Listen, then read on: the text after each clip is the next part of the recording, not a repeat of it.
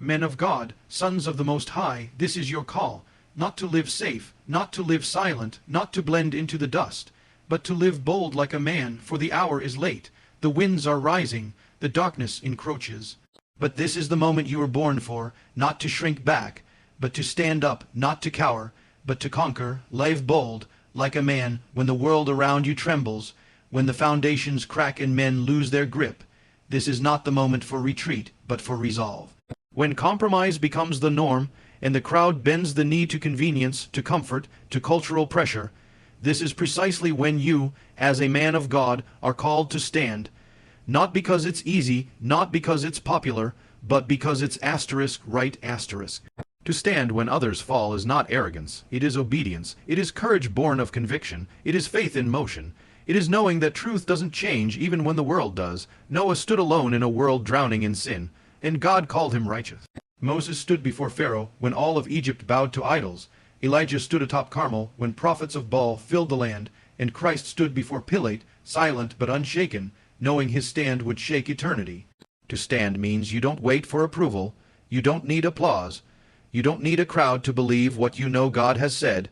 Your strength is not in numbers, it is in your calling. You don't follow trends, you follow truth. You don't bend with the wind, you are rooted like a tree beside living waters. And when others fall under the weight of fear, temptation, or compromise, you lift your eyes to the hills from where your help comes. You stand not in your own power, but in the full armor of God. Your feet are planted in the gospel of peace, your belt fastened with truth, your chest guarded by righteousness. The sword in your hand is sharper than any weapon of man, the word of the living God. When you stand, you declare that God's word is enough, that Jesus is worth everything, and that your life is not your own. And when you stand, others will be inspired to rise. Your stand becomes their rallying cry. Your refusal to fall becomes their invitation to fight. So do not underestimate the power of one man who chooses to stand firm in a collapsing world. Heaven sees it, hell fears it, the earth needs it. Stand and keep standing, for when you stand in God, you will never stand alone. Boldness does not begin on a stage, or in a crowd, or in the heat of battle. It begins in the secret place. It begins in the quiet, in the unseen, in the stillness before the dawn. The man who walks boldly before men is the one who has first bowed low before God. It is not the noise of the world that makes a man strong. It is the silence of surrender before the throne of grace. Before David ever faced Goliath, he was alone in the wilderness with his harp and his God. Before Elijah called down fire from heaven, he stood alone in the cave, listening for the still, small voice. Before Jesus stood before the cross, he knelt in Gethsemane, sweating drops of blood in communion with the Father. Boldness is not born in crowds. It is forged in the furnace of private devotion. The secret place is where fear is confronted, where doubts are silenced, where identity is clarified. It is where the Spirit of God infuses a man with courage, with vision, with fire. It is where the heart is made strong, not with bravado, but with brokenness. You cannot roar like a lion in public until you've wept like a child in secret. For it is in those hidden hours, those unseen prayers, those whispered cries, those early mornings of worship, that God builds within you the foundation of holy confidence. In the secret place, heaven speaks. And when heaven has spoken to a man, he no longer fears the voices of earth.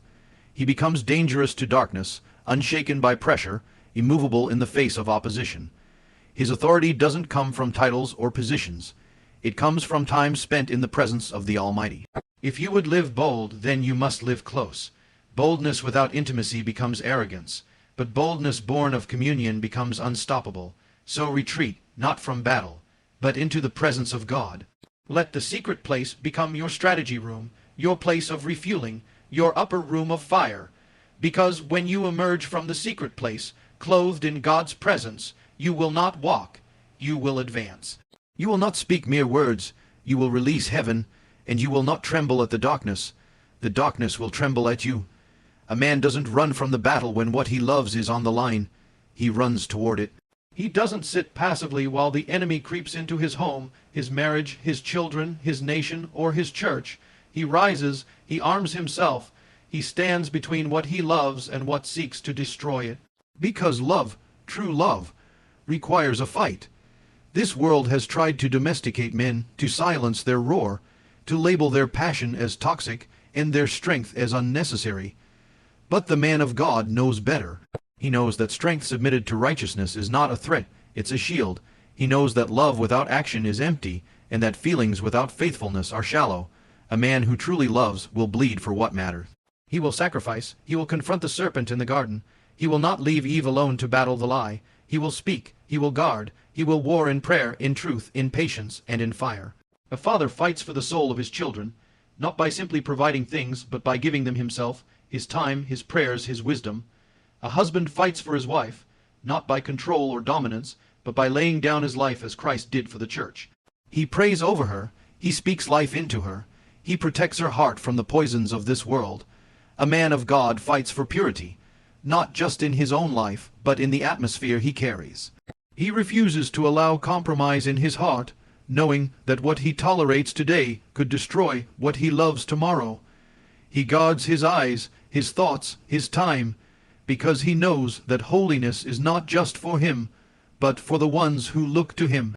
He fights for truth in a world of lies, for justice in a culture of injustice, for righteousness in a generation that calls evil good and good evil. And he does not fight in the flesh, but in the Spirit. He knows that the weapons of his warfare are not carnal, but mighty through God to the pulling down of strongholds. He fights on his knees, he fights with the word, he fights with relentless love and unwavering resolve. To love is to fight, to love your God, your family, your calling. It is to stand on the front lines and say, not on my watch. It is to wake up with a burden and go to bed with scars, but every scar is worth it, because it marks a man who didn't run. It marks a man who stayed, who stood, who fought. And one day, when you stand before the Lord, he will not ask you how easy your life was, how safe you played it, how much you avoided conflict. He will look into your eyes and ask, did you fight for what I gave you to love? May your answer be yes. May your life be proof. A man of God does not fear Goliath, not because Goliath isn't real, not because he isn't terrifying, but because the man has already settled who fights for him. He knows that Goliath may come armed with intimidation, size, and experience, but the man who walks with God comes armed with something greater covenant asterisk. A man who knows his God doesn't tremble at the size of the giant because he has seen the size of his God. Goliath will appear in every man's life. He will mock you. He will threaten your future. He will challenge your identity. He will stand in your path and say, you're not enough. You'll never win. You should turn back. He may show up in the form of addiction, shame, depression, compromise, generational curses, or overwhelming odds.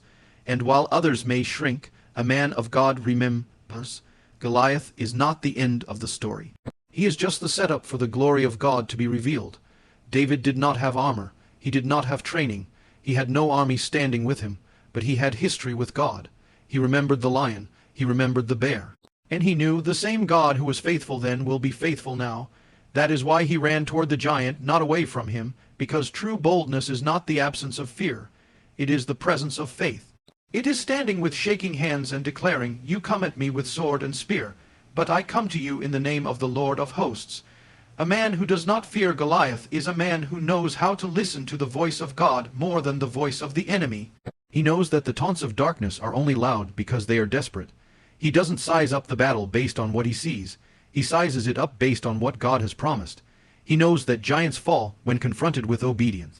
And understand this, Goliath is not just a giant in your way. He is a gate. On the other side of that battle is your next season, your next level, your destiny. David didn't just defeat a giant. He stepped into kingship. The man who refuses to fear Goliath will always walk into the inheritance God prepared for him. So lift your eyes. Do not stare at the height of the enemy. Look at the throne of your king. Don't measure your strength. Trust in his. You were not made to cower. You were not born to run. You were chosen to overcome. The Spirit of the living God within you is not afraid. So let that spirit rise. Because when a man refuses to fear Goliath, Goliath begins to fear that man. A man's yes is not a suggestion. It's not a maybe. It's not something that shifts with mood, convenience, or pressure. A man's yes is a covenant. When a man of God says yes, heaven takes record, and so does hell. His word is not cheap, not casual, not tossed around to impress or manipulate. His yes is a foundation, a rock, a declaration that what he has spoken he will carry out, even when it costs him. In a culture where promises are broken easily and words are often used to cover lies, the man of God is set apart by his integrity. He doesn't say things just to sound good in the moment. He means what he says, and he says what he means. When he gives his word to his wife, to his children, to his church, or to his God, he follows through, not because it's easy, but because it's right. A man's yes is rooted in his character. It reveals the strength of his backbone. It shows whether he can be trusted. Anyone can make a promise, not everyone keeps it. The man who walks in truth understands that his word is part of his worship.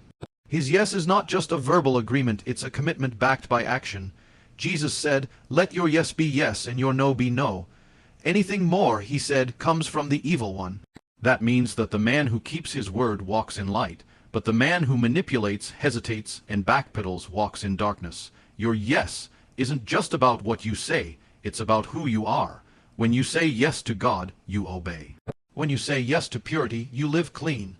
When you say yes to responsibility, you don't disappear when things get hard. Your yes should hold weight. It should bring comfort to those who rely on you. Your wife should know your yes means commitment through every storm. Your children should know that your yes to being their father doesn't change when you're tired. Your friends, your brothers in the faith, your leaders, they should feel the strength of your word because it doesn't bend when tested. And most of all, when you say yes to the call of God on your life, you do not turn back. You don't put your hand to the plow and look behind. You move forward, even when it's uphill, even when it's lonely, even when it hurts, because a man's yes is not based on his feelings. It's anchored in his faith. So let your yes echo like a trumpet. Let it shake the gates of hell. Let it carry the fragrance of heaven. Be a man who speaks with clarity, walks with consistency, and finishes what he starts. Because when your yes truly means yes, you become a reflection of the one who is faithful and true, and whose word never fails. A man carries his cross not because it is light, but because it is his asterisk. He doesn't lay it down when the road grows steep, or when others mock, or when the weight presses into his shoulders. He carries it because he has chosen the path of Christ. He carries it because he knows that to follow the King means to walk the road of sacrifice. It is not a burden of shame. It is a banner of purpose. Jesus didn't say, "Admire me from a distance," or "Cheer me on from the crowd." He said, "If any man would come after me, let him deny himself, take up his cross daily, and follow me." That is not a call to comfort. It is a call to die. Die to pride, die to selfishness, die to the old man so that the new one might rise. A man who carries his cross is a man who refuses to live for himself. He knows that greatness in the kingdom is not found in being served, but in laying down his life. To carry your cross means you embrace obedience when it costs you. You forgive when you'd rather hold a grudge. You walk in purity when temptation calls your name. You stay faithful to your wife when the world tells you to chase your flesh. You give when no one thanks you. You stand when others run. You endure the fire, not because you enjoy the pain, but because you love the one who passed through fire for you. A man with a cross on his back doesn't chase popularity. He's not motivated by applause. He is not living for likes, but for legacy. He understands that comfort and calling don't walk hand in hand. The cross is not a decoration around his neck. It is a mark upon his soul. And it is not something he picks up once. It's something he carries daily. The cross reminds him who he belongs to. It humbles him when pride creeps in. It anchors him when storms rage. It keeps him close to the Savior, who bore his own cross not for his sins, but for ours. And because Christ carried his cross to the end, so must the man of God. No turning back, no quitting halfway. The cross is not a weight to break you. It is a tool to shape you, to crucify the flesh and raise the spirit. And the man who carries his cross with faithfulness, though the world may never understand him, heaven knows his name, his steps echo into eternity, his scars become marks of honor, and when he stands before the King, it will be worth it all. Because the cross he carried here will become the crown he wears there. A man of God is not a slave to culture. He doesn't take his cues from the world around him. He takes them from the word within him. He doesn't drift with the tide of public opinion or reshape himself to fit the mold of modern trends. He walks a different path, speaks a different language, and carries a different spirit. He is not governed by what's trending on screens or what's accepted in society. He is governed by truth, by principle, by conviction. Culture may redefine masculinity. It may mock authority, blur identity, and exalt rebellion. It may celebrate compromise and glorify pleasure. But the man of God is not moved. He is not seduced. He is not a mirror reflecting the darkness. He is a lampstand, and shining with holy fire. His heart does not beat to the rhythm of society's applause. It beats to the call of eternity. He does not measure success by wealth, fame, or relevance, but by obedience, integrity, and faithfulness. The man who is free from culture is often misunderstood. He may be called old-fashioned, too intense, too righteous, too different. But he knows that being different is not a burden. It's a badge of honor. Jesus said, "If the world hates you, know that it hated me first." The man of God does not fear rejection, because he has already been accepted by the only one who matters. He is not pressured to conform. When culture says, "Everyone does it," he answers, "I'm not everyone." When culture lowers the standard, he raises the banner. When culture celebrates sin, he stands for righteousness, lovingly but firmly. He is not harsh, but he is unshakable. His life is not built on sand, but on the rock. He walks in love, but not in compromise. He is full of grace, but not void of truth. And because he refuses to be a slave to culture, he becomes a culture shifter. His life brings conviction. His courage awakens others. His consistency builds trust. He is a stabilizing force in a world spinning out of control. While others follow the crowd, he follows the cross. While others change with the seasons, he remains planted in the eternal. He doesn't just know what's right, he lives it even when it costs him. This kind of man is dangerous to darkness, because he cannot be bought. He cannot be swayed. He cannot be silenced by popularity or paralyzed by fear. His allegiance is to a kingdom that will not shake and a king who will not fall. And when the dust of this age settles, it won't be the man who chased culture that remains. It will be the man who stood against it. So be that man, a man who doesn't blend in but stands out, a man who doesn't echo the world but declares the truth, a man who walks in holiness, in boldness, and in freedom, because you were not made to be a slave, you were made to be a son. A man builds, he does not destroy. He is a maker, a cultivator, a restorer, a foundation layer, not a wrecking ball of carelessness or pride. Wherever he goes, he brings structure to chaos, healing to broken places, and hope to what seems forgotten. He builds with his words, with his hands, with his presence, with his character. He does not tear down what others have labored to raise. He does not speak death where life is needed. He does not leave behind a trail of damaged people, broken promises, or spiritual debris. No, he builds. The first picture we see of God in Scripture is not of a judge, not even of a warrior, but of a creator *, and the man made in God's image is called to reflect that same nature, to build a life of righteousness, to build a home where love and truth dwell, to build a marriage that reflects the covenant heart of God, to build sons and daughters who know who they are and whose they are, to build altars of prayer, to build bridges of reconciliation, to build legacies that time cannot erase. A man doesn't just leave his mark, he leaves something that lasts. This world is filled with destruction, families crumbling, identities confused, values collapsing. But the man of God steps into the ruins and begins to rebuild. Like Nehemiah, he surveys the broken walls and doesn't walk away in despair. He picks up stones and starts working. He gets his hands dirty. He weeps, he fasts, he prays, and he labors. Because he knows that even if he didn't cause the destruction, he is still called to be a builder in the midst of it. A builder doesn't act on impulse. He is careful. He counts the cost. He doesn't speak just to be heard. He speaks to edify. He doesn't lead through control. He leads through service. He doesn't live for quick results. He plants for the future. Builders think in terms of generations. What he raises today, his children will stand on tomorrow. He builds character when no one is watching. He builds trust through consistency. He builds peace through humility. He builds strength in others by believing in them, calling them higher, and refusing to give up on them. He builds unity instead of division. He builds truth in a world drunk on lies, and when storms come, what he has built stands, because it was built on the rock. Destruction is easy. Tearing down takes no wisdom, no maturity, no vision. But building, that takes courage, it takes patience. It takes prayer, and it takes a man who is willing to think beyond himself. The enemy comes to steal, kill, and destroy. But the man of God comes to plant, nurture, protect, and build. So be that man, build the altar, build the walls, build the people God has given you, build when it's thankless, build when it's slow, build when no one else is building. Because when your life is over, it will not be the battles you fought that define your legacy, but what you built that remains. A man speaks when silence is sin. He does not bite his tongue when truth is on trial, when righteousness is mocked, or when the innocent are being trampled by the loud voices of darkness. He does not remain quiet to keep the peace when that peace is false, when silence would only serve to empower evil. A man of God understands that there are moments in life when to remain silent is to become complicit. In such moments, silence is not wisdom, it is cowardice. There is a time to be still, yes, but there is also a time to speak. The prophets did not stay quiet when Israel turned from God. John the Baptist did not stay silent before Herod. Jesus did not remain quiet before Pilate, and neither should you.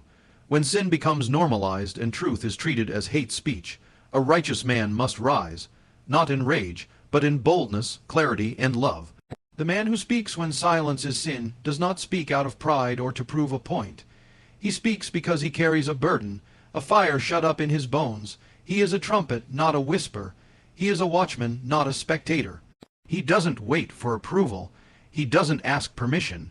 He doesn't soften the truth to make it more palatable.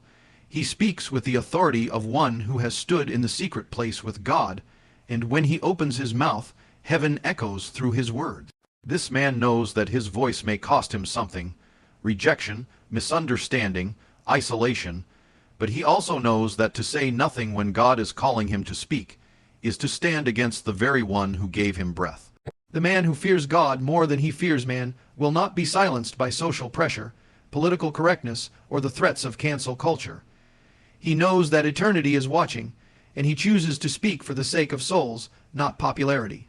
To speak does not always mean to shout. Sometimes it means having the hard conversation with a friend who's drifting. Sometimes it means calling your household back to the altar. Sometimes it means standing up in your workplace, your church, or your community and saying, "This is not right. This is not true. This is not of God." And even if no one else joins you you speak anyway. The enemy thrives in the silence of fathers who won't lead, in the silence of husbands who won't pray, in the silence of believers who know the truth but remain comfortable behind locked lips. But when one man decides to speak, the atmosphere shifts, chains break, lies are exposed, people are awakened. So speak when the truth is mocked, speak when injustice roars, speak when your silence would betray the gospel. You are not a background character in this generation's story. You are a voice, a standard, a warrior of truth. Let your words carry the weight of heaven. Let your voice shake the gates of hell. Speak, not for applause, but because the King has called you to it. And when you stand before him one day, you will not regret the words you spoke in truth, but you may regret the ones you held back in fear. So speak when silence is sin, because your silence might cost more than your voice ever could. A man finishes strong, not just because he started with passion, but because he endured with purpose. He doesn't quit when the fire gets hot or when the road gets lonely. He doesn't slow down when others fall away or when applause fades. He is not in this race for recognition. He is in it to finish, faithfully, fiercely, and fully. Starting is easy. Anyone can begin with excitement. Anyone can make bold declarations at the starting line. But it is the man who chooses to persevere through the valleys, the setbacks, the tears, and the testing. That man will cross the finish line with fire still in his eyes. God is not looking for those who sprint for a season. He is looking for those who run with endurance all the way to the end. A man who finishes strong doesn't need constant affirmation to keep going. His motivation is deeper than emotion. It's rooted in calling. He knows that storms will come, people may disappoint him, his body may weaken, but the one who called him is faithful. He presses on like Paul, who said, "I have fought the good fight, I have finished the race, I have kept the faith." That's the cry of a man who didn't live for comfort, he lived for completion. Finishing strong means staying committed when no one is watching. It means walking in purity even when temptation is screaming. It means choosing integrity when shortcuts would be easier. It means getting back up every single time you fall because giving up is not an option. The man who finishes strong may have scars, but those scars testify to battles won, lessons learned, and faith proven. It also means being faithful in the small things. Finishing strong isn't just about grand victories. It's about daily obedience, showing up when it's hard, loving when it's costly, praying when it's dry, forgiving when it's painful, serving when no one thanks you. It's about running your race, not someone else's, not comparing, not competing, but completing what God gave you to do. And finishing strong means leaving something behind that outlives you. It means your children remember a father who didn't give up. Your wife remembers a husband who loved through the storms. Your church remembers a man who stood firm in truth. The world remembers that you didn't fold under pressure. You didn't walk away. You finished. You don't have to be the fastest. You don't have to be the loudest. You just have to keep going. And if your legs are weary and your heart is faint, fix your eyes on Jesus. He is the author and the finisher of your faith. He ran his race with blood, sweat, and love. And he's waiting at the finish line, cheering you on. So keep running, keep fighting, keep pressing. The race is not over yet. But when it is, may you collapse into his arms with one cry on your lips. I didn't stop. I didn't turn back. I finished strong. So rise up, man of God. Shut the mouth of fear. Break the chains of passivity. Live holy, speak boldly, stand firm, fight hard. Let the fire of Elijah burn in your bones. Let the roar of the Lion of Judah thunder in your spirit. Let the world know a man of God has arisen, live bold like a man, because that's what this hour demands.